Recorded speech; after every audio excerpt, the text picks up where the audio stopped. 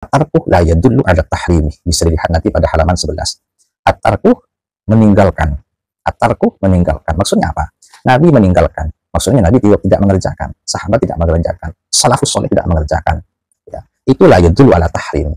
Itu tidak menunjukkan kepada keharaman. Ya. Selama apa yang ditinggalkan oleh sahabat, apa yang ditinggalkan oleh Rasulullah SAW, itu bukan karena ada hadis yang melarangnya, bukan karena ada nas yang melarangnya.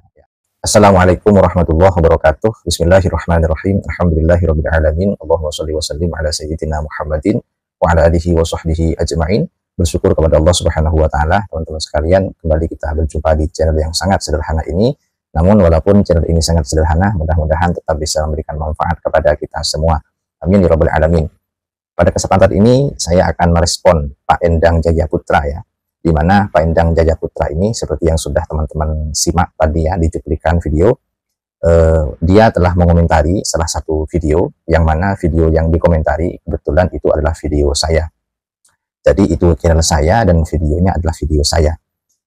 Dia mengomentari video saya yang mana pada video itu saya membantah pernyataan Harry Pras yang menyatakan bahwasannya bertawassul dengan orang yang sudah meninggal itu tidak boleh. Bahkan bukan hanya tidak boleh, melainkan sudah masuk kategori syirik. Ya. Pada video itu saya membantah dengan membawakan hadis Rasulullah SAW yang diriwayatkan oleh Imam At-Tabrani dalam kitab Al-Mu'jamul Kabir dan juga kitab Al-Mu'jamul Awsat. Sebetulnya bukan hanya kitab itu ya yang terdapat hadis itu. Ya. Saya bacakan hadisnya biar jelas ya. Hadis ini mengenai Fatimah binti Asad, di mana di saat Fatimah binti Asad telah wafat, maka Rasulullah SAW ikut andil dalam menggali liang lahatnya. Bahkan Rasulullah SAW menggali dengan tangan mulia beliau sendiri, mengeluarkan tanahnya dengan tangan mulia beliau sendiri. Bahkan setelah selesai, Rasulullah SAW masuk ke liang lahat tersebut sambil merebahkan diri beliau sembari berdoa kepada Allah Subhanahu wa taala. Bagaimana doa beliau? Saya akan bacakan. Bismillahirrahmanirrahim. Allahul ladzi yuhyi wa yumituh. Allah lah zat yang maha menghidupkan, wa yumituh, dan zat yang maha mematikan. Wa huwa hayyun la yamutuh. Dialah zat yang maha hidup, la yamutuh, tidak akan mati. Ighfir li ummi, ampunilah ibuku Fatimah binti Asadin, yakni Fatimah binti Asad. Walakinha hujjataha, tuntunlah hujjahnya. Wa wasi' alaiha mudkhalaha, lapangkanlah kuburnya. Bihaqqih nabiyikah, dengan lantaran hak nabimu, wal anbiya illadzina min qabli, dan dengan lantaran hak nabi-nabi sebelumku. Fa innaka arhamur rahimin, sesungguhnya engkau adalah zat yang paling penyayang. Jadi itulah doa Rasulullah SAW untuk Fatimah binti Asad. Dan dalam doa ini Rasulullah SAW ternyata bertawassul dengan nabi-nabi sebelum beliau. Maka dari tanggapan Pak Endang Jayaputra, saya mengantongi dua poin ya. Yang pertama, Pak Endang Jayaputra telah memberikan pernyataan. Pernyataannya begini. Seandainya ya hadis itu memang sabdanya Rasulullah, tapi kenapa para sahabat berbeda memahami hadis tersebut? Ya. Berbeda seperti yang dipahami para pendukung tawasul kepada orang yang sudah mati. Oke, seandainya hadis itu memang sabda Rasulullah. Iya betul, hadis itu memang sabda Rasulullah SAW. Cuma kalau memang yang diharapkan oleh Pak Endang Jayaputra ini adalah derajat hadisnya, baik saya akan jelaskan. Saya tegaskan terlebih dahulu bahwa hadis ini adalah hadis sahih. Ya, walaupun ada sebagian ulama yang masih memperselisihkan salah satu perawi pada hadis tersebut. Saya bacakan, ini ada dalam kitab Mafahim, juga ada dalam kitab Ittihaful Adqiya, ya, Ittihaful Adqiya, juga ada pada kitab Raf'ul Manaroh. Di sana juga ada tentang komentar atau penilaian hadis ini. Saya bacakan dalam Mafahim ya. Bismillahirrahmanirrahim. Wakhtulifah fi Rauh ibnu Solah. Jadi sebagian ulama memperselisihkan tentang Rauh bin Solah, di mana Rauh bin Solah ini adalah ahadu ruwatihi, salah satu dari perawi hadis yang saya bacakan tadi. Walakinna ibna Hibbanah dzakaruhu fi thiqati. Akan tetapi Imam Ibnu Hibban telah menyebutkan Rauh bin Solah ini dalam kitab Ats-Tsiqat. Artinya Imam Ibnu Hibban telah menggolongkan Rauh bin Solah ke dalam golongan orang-orang yang terpercaya, perawi-perawi yang terpercaya. Kemudian waqala al-Hakimu thiqatun ma'mumun. Imam Al-Hakim berkata bahwasannya Rauh bin Shalah ini adalah thiqatun ma'mumun, adalah orang yang terpercaya dan amanah. Wa qilal hafidhaini sahhahal haditsah. Dan masing-masing dua hafid ini, yakni Imam Ibnu Hibban dan Imam Al-Hakim, sahhahal haditsah, telah mensahihkan hadis yang saya bacakan tadi itu ya. Wa hakadha Al-Haythami, begitu juga dengan Imam Al-Haythami fi Majma' Az-Zawaidi, dalam kitab Majma' Az-Zawaid, haitsu qala wa fihi dha'fu wa fihi Rauh ibn Shalah. Beliau berkata bahwa dalam hadis tersebut ada Rauh bin Shalah, wa tsaqahu Ibnu Hibbanah wal Hakim, yang mana Rauh bin Shalah ini telah dipercaya oleh Imam Ibnu Hibban dan Imam Al-Hakim. Wa fi dha'fun, dan dalam hadis tersebut ada kelemahan. Wa baqiyatu rijalihi rijalus sahihi, dan perawi-perawi yang lain itu termasuk perawi yang sahih. Terus kita lanjutkan, warwahu kadzalika, dan telah meriwayatkan juga tentang hadis tersebut ialah Ibnu Abdil Barri an Ibnu Abbasin, ialah Imam Ibnu Abdil Barri dari Ibnu Abbas ya. Wa Ibnu Abi Syaibah an Jabirin, dan juga diriwayatkan oleh Imam Ibnu Abi Syaibah dari sahabat Jabir. Wa akhrajahu Ad-Dailami wa Abu Nu'aim. Hadis ini ditakhrij oleh Imam Ad-Dailami dan Imam Abu Nu'aim. Faturuquhu yashuddu ba'duha ba'dan biquwwatin wa tahqiqin, sehingga jalurnya itu saling menguatkan antara satu dengan yang lain, biquwwatin wa tahqiqin, dengan kokoh dan mantap ya. Kita lanjutkan. Qala Syekh Al-Hafidz Abdullah Ibnu As-Siddiq Al-Ghumari. Jadi berkata Syekh Al-Hafidz Abdullah bin Siddiq Al-Ghumari, wa rauhu hadza dha'fuhu khafifun. Rauh ini kedhaifannya lemah. Indaman dha'afahu, bagi mereka yang mendhaifkan Rauh bin Shalah. Kama yustafaduh min ibaratihim, sebagaimana yang telah diketahui, yang telah difahami dari ungkapan-ungkapan para ahli hadis. Walidha abbar al-Hafidz Al-Haythami bima yufidu khiffatad dha'fi. Oleh karena itu, Al-Hafidz Al-Haythami mengemukakan dengan bahasa yang memberikan pengertian bahwa kedhaifan itu adalah kedhaifan yang ringan, yang tipis ya. Kama la yakhfa ala man marasah kutubal fan, sebagaimana yang sudah diketahui secara jelas bagi orang yang menyelami kitab fan mengenai kitab jarh wa ta'dil, fal haditsu la yaqillu an rutbatil hasanih, maka hadis ini tidak kurang dari derajat hadis hasan. Bal huwa ala syartih Ibnu Hibbanah sahihun, bahkan hadis tersebut berdasarkan kriteria Imam Ibnu Hibban termasuk hadis sahih. Jadi di sini jelas ya teman-teman sekalian bahwa hadis tersebut adalah hadis sahih, jika memang itu yang dipertanyakan oleh Pak Endang Jayaputra. Saya lanjutkan. Wa nulahidzu huna aidan, ini sudah pandangan dari musannif, yaitu Sayyid Muhammad bin Alawi Al-Maliki. Wa nulahidzu huna aidan, di sini saya mengamati juga annal anbiya alladzi tawassalan nabiyyu sallallahu alaihi wasallam bihaqqihim 'ala Allah fi hadzal hadits wa ghairihi qad matu. Di sini saya mengamati juga bahwasannya Rasulullah sallallahu alaihi wasallam telah bertawassul dengan para nabi, yakni dengan hak mereka di sisi Allah Subhanahu wa taala, di dalam hadis ini atau di hadis yang lain. Qad matu, di mana mereka sudah meninggal ya. Fathabat tajawazu tawassulih ilallahi bil haqqih wa bi ahlil haqqih ahya'an wa mautan. Maka sudah bisa ditetapkan akan kebolehan bertawassul dengan hak, dengan suatu kemuliaan, wa bi ahlil haqqih, dan ahlul haq, orang yang memiliki kemuliaan, ahya'an wa mauta, baik yang masih hidup atau yang sudah mati. Jadi jelaskan teman-teman bahwa boleh bertawassul dengan orang yang sudah meninggal berdasarkan yang sudah saya bacakan tadi. Kritik hadis ini atau penilaian hadis ini masih ada juga di kitab-kitab lain seperti yang saya sebutkan tadi, diantaranya dalam kitab Raf'ul Manaroh.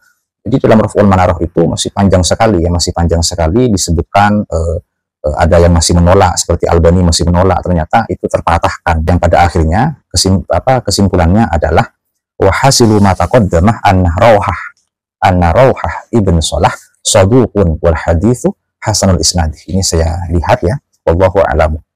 Jadi dalam Raf'ul Manaroh di sini disebutkan bahwasannya Toh bin Salah ini adalah saduq, sangat terpercaya, wal haditsu hasanul isnad, sehingga hadis tersebut adalah isnadnya hasan. Juga ada di Ittihaful Adhiyah ya, di sini disebutkan dengan jelas ya. Baik, untuk pernyataan berikutnya dari Pak Endang Jaya Putra. Kalau kita mau mempertentangkan antara kita yang menampilkan hadis dan para sahabat, manalah? Kalau kita bandingkan antara apa yang disampaikan oleh seorang ulama melalui kitab dan fakta perilaku nyata dari para sahabat, manakah yang lebih kuat? Manakah yang kita harus ikuti? Ya tentu saja para sahabat. Dari mana Pak Endang Jaya Putra ini tahu kalau sahabat berbeda memahami hadis tersebut? Ini kan berarti Pak Endang Jaya Putra ini tidak mengharamkan tawassul kepada Nabi Muhammad SAW setelah beliau wafat.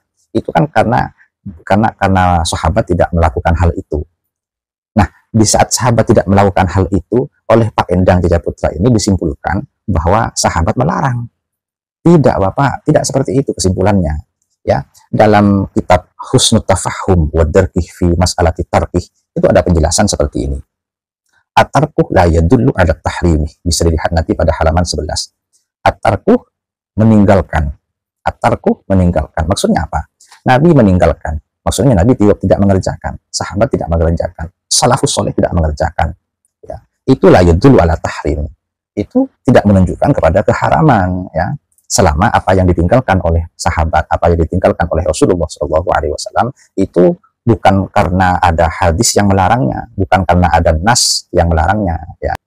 Seperti masalah tawassul kepada Rasulullah SAW setelah beliau wafat, ya. Itu tidak ada keterangan yang melarang begitu, ya. Hanya saja sahabat tidak melakukannya. Apakah karena sahabat tidak melakukan kemudian itu akan dijadikan dalil? Ya, tidak bisa, Pak. Tidak bisa. Kaidah usul kan menyatakan di halaman berikutnya, wal qa'idatu annama dakhalaha al-ihtimalu saqata bihil istidlal. Sesuatu yang masih terdapat banyak kemungkinan itu gugur, itu tidak bisa dijadikan sebagai dalil. Ya, contoh, sahabat tidak mengerjakan. Sahabat tidak mengerjakan itu bukan karena haram, tapi masih banyak kemungkinan, ya, banyak kemungkinan. Bisa saja kemungkinannya mereka memang bersepakat untuk tidak meminta doa kepada Rasulullah SAW setelah beliau wafat, atau karena mereka bersepakat karena hal itu memang tidak boleh, atau kemungkinannya mereka bersepakat hal itu boleh, cuma masih ada yang lebih afdol. Itu yang disebutkan dalam kitab Husnul Tafahum wa Darkih fi Mas'alati Tarkih. Ya, jadi itu terbantahkan, Pak. Maka hal yang seperti itu jangan dijadikan sebagai dalil, ya. Jangan dijadikan sebagai dalil hanya karena sahabat tidak mengerjakan kemudian dijadikan dalil bahwa itu adalah perkara yang haram. Ya tidak seperti itu. Bahkan apa yang terjadi pada para sahabat, yakni para sahabat tidak bertawassul dengan Rasulullah setelah beliau wafat, itu menunjukkan bukan berarti itu tidak boleh. Dan ini akan dikuatkan dengan salah satu hadis yang disebutkan oleh Imam Al-Hafidh Abu Bakar Al-Baihaqi. Saya bacakan, ini ada dalam kitab Al-Mafahim, bahwasanya asoban nasah qohtun fi zamani Umar ibn Khattab. Jadi pada masa Sayyidina Umar bin Khattab, penduduk mengalami paceklik. Faja'a rajulun ila qabrin Nabi sallallahu alaihi wasallam. Maka datanglah seorang laki-laki kepada kuburan Kanjeng Nabi Muhammad sallallahu alaihi wasallam. Faqala ya Rasulullah istasqillah li ummatika fa innahum qad halaku. Wahai Rasulullah, mintakanlah hujan kepada Allah untuk umatmu, fa innahum qad halaku. Mereka sudah banyak yang binasa, mereka sudah banyak yang mati. Fa'atahu Rasulullah sallallahu alaihi wasallam fil manami. Kemudian Rasulullah sallallahu alaihi wasallam datang dalam mimpi laki-laki tersebut. Di dalam mimpi itu Rasulullah berkata, faqala i'ti Umar, kamu datangi Umar, fa'abrihu minni assalam, sampaikan salamku kepadanya. Kata Rasulullah sallallahu alaihi wasallam di dalam mimpi laki-laki ini. Wa akhbirhum annahum musqawna, dan kabarkan kepada mereka bahwa mereka akan dihujani. Jadi itu yang terjadi di masa Sayyidina Umar bin Khattab. Kesimpulannya begini, setelah itu laki-laki tadi mendatangi Sayyidina Umar guna menyampaikan apa yang sudah Rasulullah SAW katakan.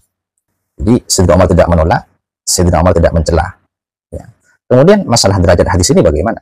Wa hadza isnadun sahihun. Hadis ini sahih, isnadnya sahih. Ya. Bahkan ketika dilanjutkan, waqad rawa Saif fil Futuh, sungguh telah meriwayatkan ialah Saif dalam kitab Al-Futuh, annalladzi ra'a al-manamah al-madhkur huwa Bilal ibnu Al-Harith Al-Muzanni. Jadi laki-laki tadi yang didatangi Rasulullah SAW di dalam mimpinya itu adalah Bilal bin Harith Al-Muzanni. Siapa dia? Ahadus sahabati, salah satu dari kalangan sahabat.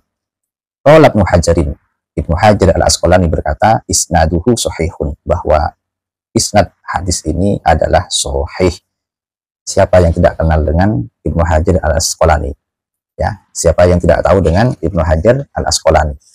Ya, kita lanjutkan. Walam yakul ahadun minal a'immah alladhi ba'dihim mimman marrah bitasawwifihim minal a'immah innahu kufrun wa dhalalun. Tidak ada seorang pun dari para imam yang meriwayatkan hadis, dan juga tidak ada dari kalangan orang setelah mereka dalam karya-karya mereka innahu kufur, yang menyatakan bahwa tawassul itu adalah kafir dan sesat. Wala ta'ana ahadun fi matnil hadis bihi, dan tidak ada seorang pun yang mencela hadis tersebut.